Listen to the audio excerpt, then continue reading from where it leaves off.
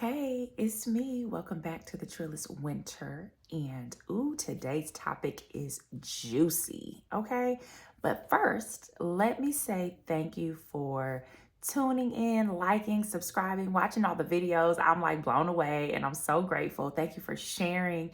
I have got so much positive feedback from so many people. And I just want to say thank you for supporting this venture that I'm on. I am committed to putting out new content and just like, because why? Because I'm comfortable in my skin.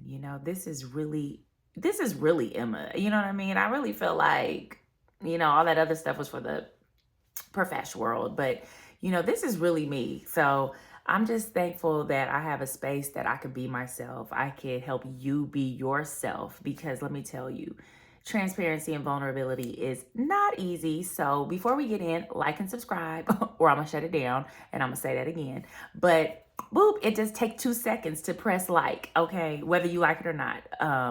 You probably like it though, because I'm just gonna keep it real, right? And we can't be mad at that, keeping it real until it goes wrong. You know what I mean? But that's happened too. But nevertheless, let's get to it. So today's topic is the weight of not feeling comfortable in your skin.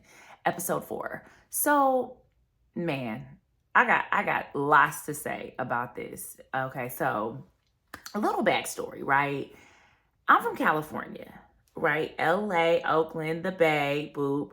And out there, it's a different kind of plastic. Look, it's plastic stuff everywhere. I would say New York is probably the most realest of the realest of the realest. But, California is a different type of plastic that you deal with when you're dealing with superficial, okay?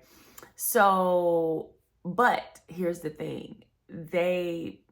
Most people, the culture, comes across like happy and healthy, and we're walking, we're yoga, we're greens, we're smoothies, we're all the things.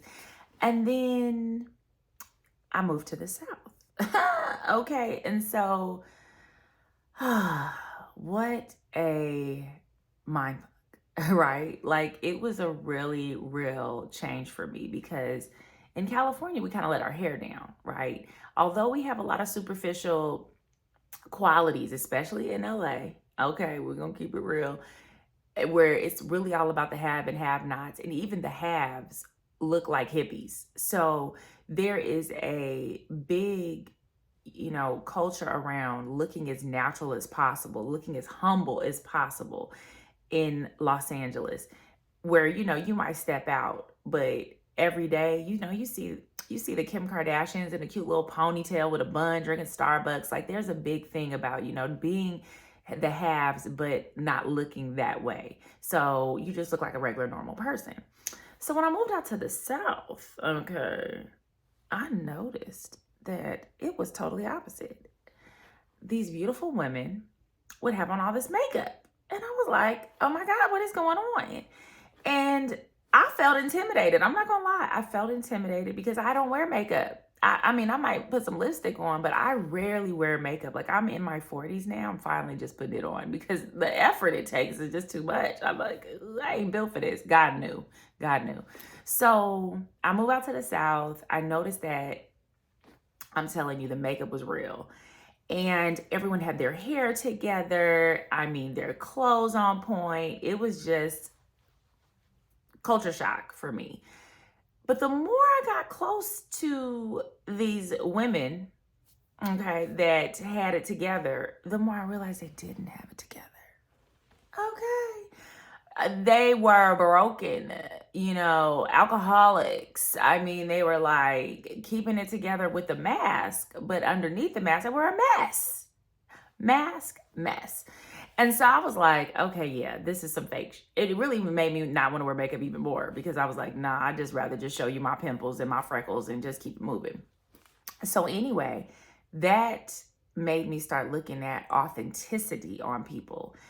Now, this is the kicker. So I moved to Atlanta where it's even worse. All right. So first I moved to Alabama where it was kind of like whatever. But if you ain't never been to Atlanta, Atlanta's a different breed where People don't even look normal out here. We're talking about lashes on 10. We're talking about Gucci, Prada, Louis all the time. We're talking about everybody got their own business.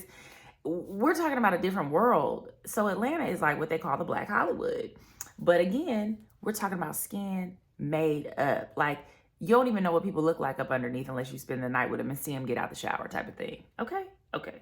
And this is coming from men who have reported such things. So natural beauty is seriously like a rarity in Atlanta from what I've seen and what I've heard. Now, I'm just saying it's a world point of view. So here's the deal. Let's talk about the weight of not feeling comfortable in your own skin and what that feels like and how to fix that and how to address if you really are comfortable in your skin. So I might say some things that are going to step on some bad toes, but at the end of the day, that mask got to be heavy. That mask has got to be heavy. So even if we just take the mask off just for a little bit, let's just do it just to see how free we can feel. Because I'm going to tell you, there's a price to pay that comes with wearing that mask. And I am here to address the cost and the pros and cons of it. So let's get right to it. Like and subscribe. I hope you're liking it already. So here's the deal. This is what they don't teach you in college. Energy. They don't teach you that. And the thing about when you're wearing a mask, there's an energy that comes with that mask. That mask is causing us to be suppressed. We are not breathing right. We are zipped up. Our tummies are sucked in. We are creme de la creme, and we're not relaxed, right? And just to give an example is that private school colleges, they focus a lot on etiquette and being zipped up and being, it's almost like you look like a Barbie. But by all means, it's just that this is the zipped up type of feeling, So imagine back in the day when these women would wear these beautiful dresses and have their corsets tied and they couldn't breathe. That is the same energy that you are carrying when you're wearing your mask. And it is important to have the mask because sometimes you have to go out into the world and you have to face these big bullies. So you have to put that mask on so you can come to the table you're not gonna mess with me. And I'm not gonna show you my emotional, vulnerable side. I'm gonna show you this gangster side. I'm gonna show you this zipped up, stoic side. And I think it's important that we have that side. I'm not saying diminish it and become a hippie and go and not, use deodorant or, wear your hair down and not comb it. I'm not saying that. I'm just saying that there has to be a time where you let that out. And the best time to let that out is when you are aware of it, when you are aware that it's too tight for you, that you are aware that it's exhausting you. And sometimes when we talk about dating and relationships, that representative that we're talking about is the mask that I'm talking about, and how people just come to the table with their representative. It's true. It's true. And so I decided to reverse engineer that method. All right. So when I left Alabama and I came to Atlanta, I went out on a couple dates. And I said to myself, I'm not bringing a representative. I am not doing it. Now, mind you, I did some work on myself. I stayed celibate. I sure did. For over a year almost. So I would say a year or more, I was celibate. I worked on me. I started building up my under mask, my under armor. So the mask didn't have to be so thick. And so when I would go out with guys, I would tell them all the jacked up about me. I would be like, I'm ADD. I don't like folding my clothes, but I do fold towels, but I don't like folding clothes. I'm cluttery. I am, disorganized, but I'm smart. I get that. But here are a lot of my flaws. And so what I would do is let them decide, can you deal with these flaws? And to my surprise, you would be surprised how many people are willing to deal with you with your mask off. The problem is when men feel, or women feel, bamboozled by your mask. When you pulling up in the Bentley and you broke, okay? When you pulling up in the Benz, but you can't pay a bill, is the problem. So at the end of the day, you have to ask yourself, is my mask so heavy to wear that I'm not willing to let anyone see my real self? And when you notice this, two things are going to happen. You can't build real relationships with a mask on. You have to keep that mask up, which say keeping up appearances.